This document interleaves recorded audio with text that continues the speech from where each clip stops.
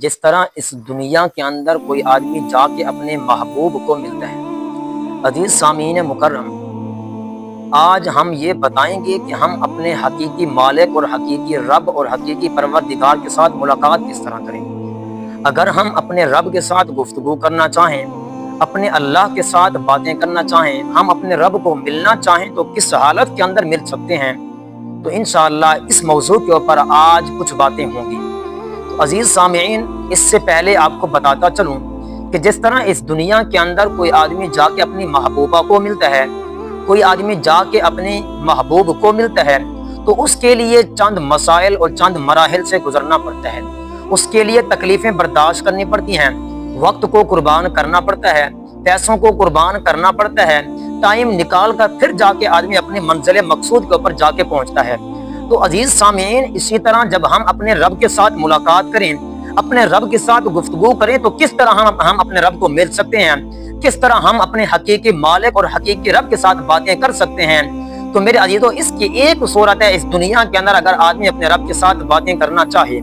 وہ یہ ہے کہ جب آدمی مسجد کے اندر نماز کے لیے آتا ہے، اللہ اکبر کہہ کے ہاتھ باندھ کے کھڑا ہو جاتا ہے، تو آپ یہ سمجھ لیں کہ یہ آدمی صرف نماز ہی نہیں پڑھ رہا، یہ آدمی صرف نماز کے حالت کے اندر کھڑا ہی نہیں ہے، بلکہ آپ یہ سوچیں کہ یہ آدمی اللہ کے ساتھ کلام کر رہا ہے، یہ آدمی اللہ کے ساتھ گفتگو کر رہا ہے، یہ آدمی اللہ کے ساتھ باتیں کر رہا ہے۔ اور سب سے پہلے جب آدمی کہتا ہے اللہ اکبر، اے اللہ تو بہت بڑا ہے، پھر کہتا سبحانک اللہم و بحمدک، اللہ تعریفیں تیرے لیے ہیں، و بحمدک تعریف تیرے لیے ہے، و تبارک اسمک تیرا نام برکت والا ہے، و تعالی جدک بزرگی تیرے لیے ہے، ولا الہ غیرک تیرے علاوہ اس دنیا کے اندر کوئی معبود نہیں ہے۔ تو عزیز سامن، آپ دیکھیں کہ ہم کتنے ادنا ہو کے ہم اپنے حقیقی مالک، وہ رب، وہ خالق، وہ مالک جو پروردگار ہے، جس نے ہمیں عزتیں دی ہیں، جس نے ہمیں نعمتیں دی ہیں، میرے عزیزو، جس نے ہمیں 1,24,000 کم و بیش انبیاء میں سے ایک افضل نبی کا ہمیں امتی بنایا ہے، تو ہم اسی مالک کی، اسی خالق اور اسی رازق کی ہم تعریفیں کر رہے ہیں۔ تو جب ہم نماز کے اندر ہوتے ہیں تو آپ یہ نہ سمجھیں کہ صرف ہم نماز پڑھ رہے ہیں، بلکہ نماز کی حالت کے اندر ہم اپنے رب کی تعریف کر رہے ہیں، ہم اپنے رب کی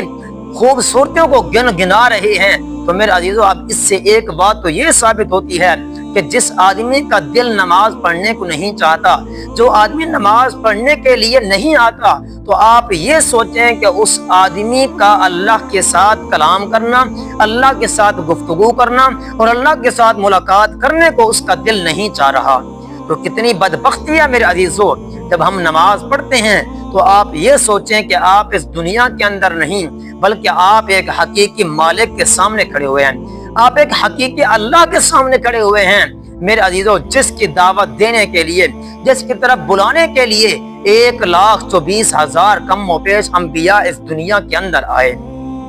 اور نماز پڑھنے کی فضیلت کیا ہے، اس کا مقام کیا ہے؟ میرے عزیزو، اللہ کے پاک پیغمبر محبوب کریم علیہ الصلوۃ والسلام نے فرمایا، جو آدمی نماز پڑھتا ہے، جب وہ سجدے کے اندر جاتا ہے تو میرے عزیزو، سب سے زیادہ جو آدمی اللہ کے قریب ہوتا ہے، سجدے کے اندر جا کے بندہ اپنے اللہ کے قریب ہوتا ہے۔ تو میرے عزیزو، دیکھو اللہ کے پاک پیغمبر نے ہمیں ایک طریقہ بتلا دیا ہے کہ ہم اپنے اللہ کے ساتھ قربت کس طرح اختیار کریں۔ اور جو آدمی نماز نہیں پڑھتے، نماز کو ترک کر دیتے ہیں، جو آدمی مؤذن کی آواز سنتے ہیں پھر بھی نماز کو ٹال مٹول کر کے چھوڑ دیتے ہیں، میرے عزیزو، ایک حدیث مبارکہ ہے معاذ بن انس رضی اللہ تعالی عنہ انہ قال، حضرت انس بن معاذ رضی اللہ تعالی عنہ کہتے ہیں، الجفاء کل الجفاء، یہ سراسر ظلم ہے۔ اللہ کے پاک پیغمبر نے فرمایا الجفاء کل الجفاء والکفر والنفاق، کہ میرے عزیزو، محبوب نے فرمایا یہ سراسر ظلم ہے اور یہ کفر ہے اور یہ نفاق ہے، کہ من سمع منادی اللہ، جو آدمی اللہ کی آواز کو سنے، اللہ کے ان جملوں کو سنے، ینادی الی الصلاۃ، جو نماز کی طرف بلانے کی دعوت دی جا رہی ہوتی ہے، میرے عزیزو،